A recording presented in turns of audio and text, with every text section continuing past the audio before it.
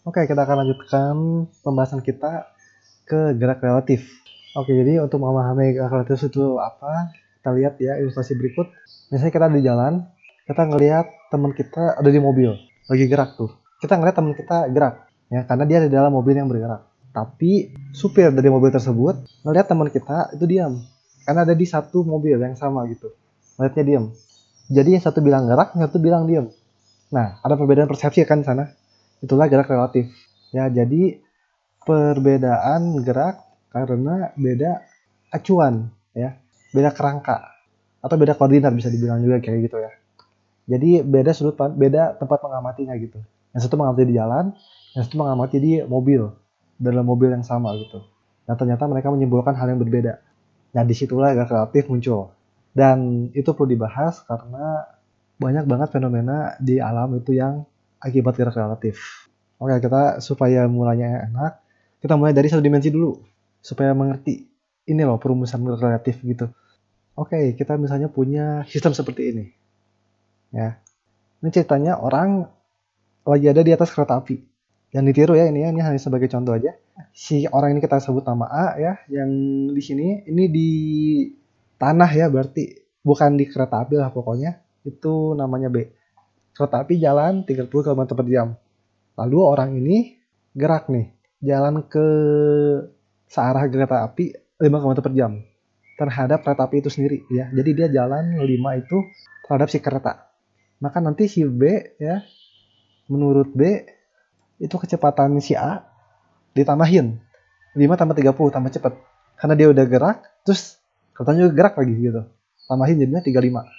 Jadi menurut B, si A geraknya 35. Tapi menurut si A sendiri 5 gitu. Sekarang kalau si A geraknya berlawanan ya. Misalnya si A geraknya ke arah kiri nih. Berlawanan sama kereta. Sama 5 km per jam juga. Ya, jadi menurut si A itu sendiri sama menurut orang yang ada di dalam kereta, si A gerak berlawanan 5 km per jam ya. Nah, jika berlawanan geraknya, maka menurut B ya, berarti dikurangkan 30 dikurang 5. Ya, karena berlawanan arah gitu ya. 30 kurang 5 jadinya 25 km per jam. Tapi arah geraknya tetap ke kanan. Ya, kenapa? Karena keretanya lebih cepat dibanding si orang ini. Kereta lebih cepat daripada A, makanya meskipun si A itu berusaha ke kiri 5 km per jam, tapi tetap nanti jatuh-jatuhnya tetap menurut B, si A itu ke kanan gitu gerakannya. Secara resultan ya ke kanan. 30 dikurang 5, 25 tetap ke kanan. Kecuali dia kecepatannya tinggi banget, melebihi kereta. Misalnya geraknya ke kiri 35. Nah, itu bisa nanti terlihat oleh B garisnya ke kiri gitu. Nah, di sini kita akan rumuskan lebih formal lagi ya, secara lebih formal. Oke, di sini jadi kita punya 3 kerangka, ada B, ada A, ada K. Ya, kedua orang ini dan kereta. Kita lihat pertama-tama yang 30 ini kita sebutnya V kereta terhadap B. V kereta terhadap B kita sebut 30. V kereta terhadap B. Yang jadi menurut B si kereta garisnya 30 km per jam. Terus yang 5 ini kita ambil contohnya ke kanan aja. V A terhadap kereta. Jadi menurut kereta itu si A geraknya 5 km per jam. Nah, kita bisa peroleh kecepatan A menurut B dengan cara begini. Ditambahin aja kan VAK plus VKB sama dengan 35. Nah, perhatikan ada notasi yang menarik di sini. Jadi lihat VAB di sini muncul A terus langsung ke yang lain K. Terus di sini B-nya di sebelah kanan, ini B juga di sebelah kanan. Tapi K-nya diikutin di sini. Ngikutin. Nah, nyambung jadi. Nah, ini pola yang akan kita gunakan. Nah, di semua gerak relatif ini rumusnya bakal seperti ini. Jadi kalau kita punya 3 kerangka, ya minimal ada 3 kerangka ya. Misalnya ada 3 kerangka A, B, C, maka nanti V, biasanya mau cari VAC gitu ya. Ini pasti begini nanti, VAB plus VBC. Jadi yang A sebelah kiri, C sebelah kanan, tengah-tengahnya ada kerangka yang lain gitu. Nah, ini akan sangat penting banget nih. Pola ini mohon diingat. Dan sebenarnya ini vektor, jadi bisa plus bisa minus. Kalau tadi kita lihat yang gerakannya berlawanan, itu kita masukin minus nanti di sini ya. Jadi 30 kurang 5, 25 gitu. Ya. Jadi generalisasi ke vektornya tinggal pakai vektor aja berarti kan. Jadi kayak gini. Vektor VAC sama dengan vektor VAB plus vektor VBC. Ya, tinggal tambahin notasi vektor aja. Persis sama seperti itu. Jadi ini penting banget untuk diingat ya, pola rumusnya gitu ya. Oke, kita akan lihat soalnya.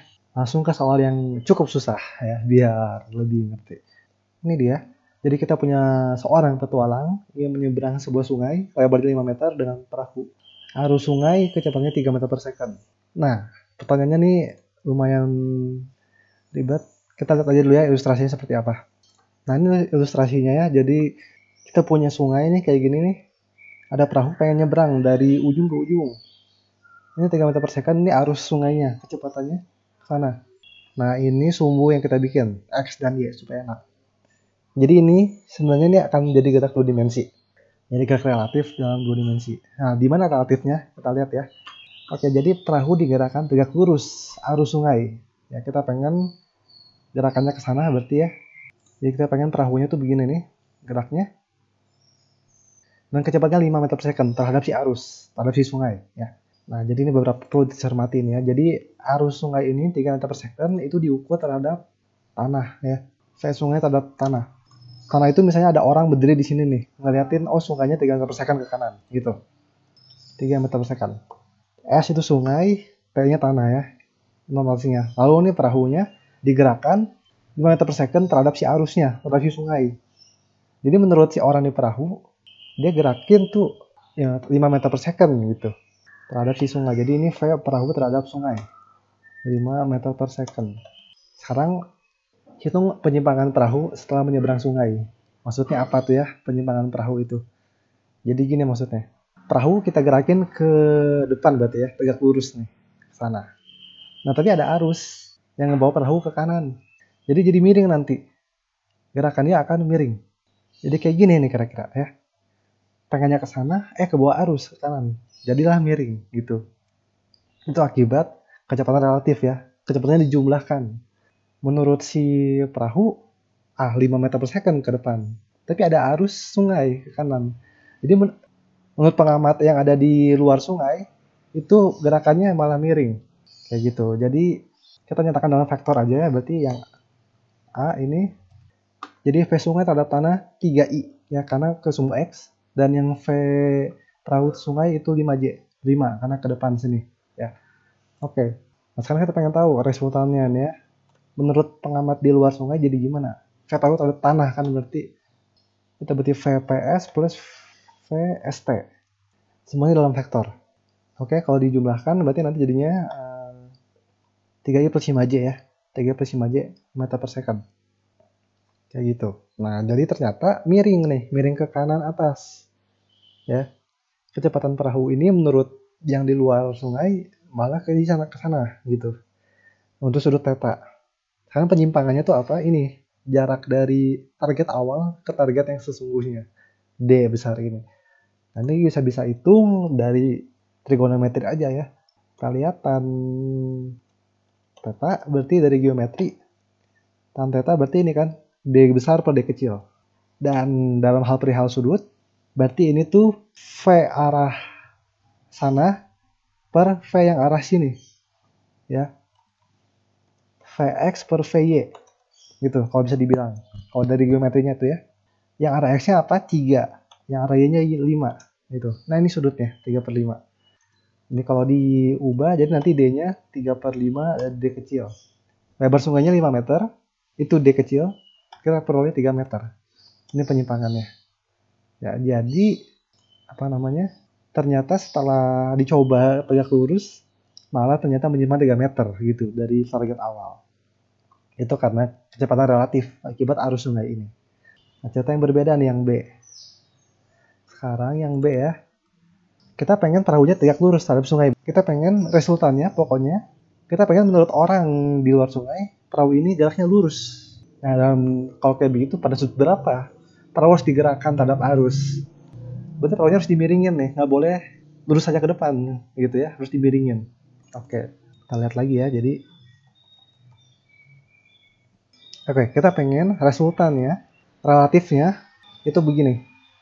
Jadi kita pengen seperti ini.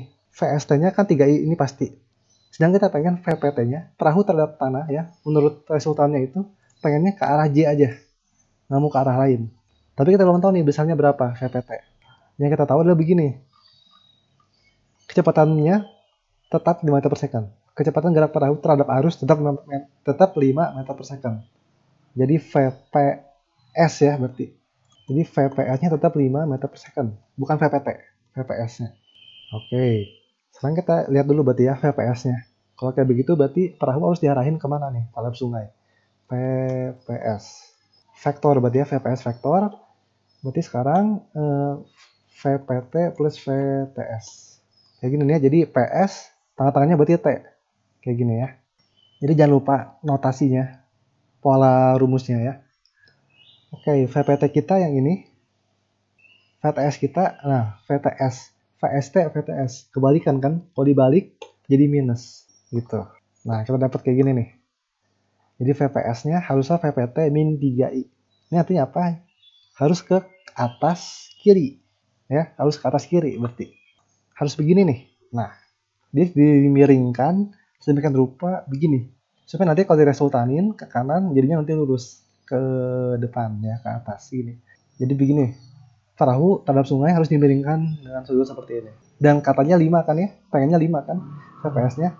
VPS-nya pengennya 5. Besar vektornya 5 berarti. Dan besar vektor itu kita tahu masing-masing dikuadratkan, tambahin kan. Plus 3 kuadrat ya, 9. Ini harus sama dengan 5. Nah, bisa dicek, oh berarti kalau kayak gini VPT-nya haruslah 4 meter per second besarnya. Gitu ya. Jadi di sini 4 nih. Nah, dengan demikian kita bisa peroleh ini berarti 4 ya. 4J min 3I. Nah, baru deh kita cari sudutnya. Tinggal tan Pi itu ya. Berarti kalau dilihat berarti Vx per Vy. Ya kan? Vx dibagi Vy ya. V arah sini dibagi dengan V yang arah sini. Oke. Yang itunya 3, yang Y-nya 4. Kalkulator aja nanti dapat sudutnya berapa? 53,13 derajat. Ya, ini jawabannya jadi supaya geraknya bisa lurus, dilihat sama orang di luar sungai, ini harus dibiringin dengan sudut sekian. Ya, 53 derajat terhadap sumbu Y berarti. Seperti itu. Oke, sekian pembahasan materi untuk kali ini. Semoga ini untuk kalian sangat banyak. Jangan lupa like, subscribe supaya lebih banyak video seperti ini. Sampai jumpa di topik yang berikutnya. Terima kasih.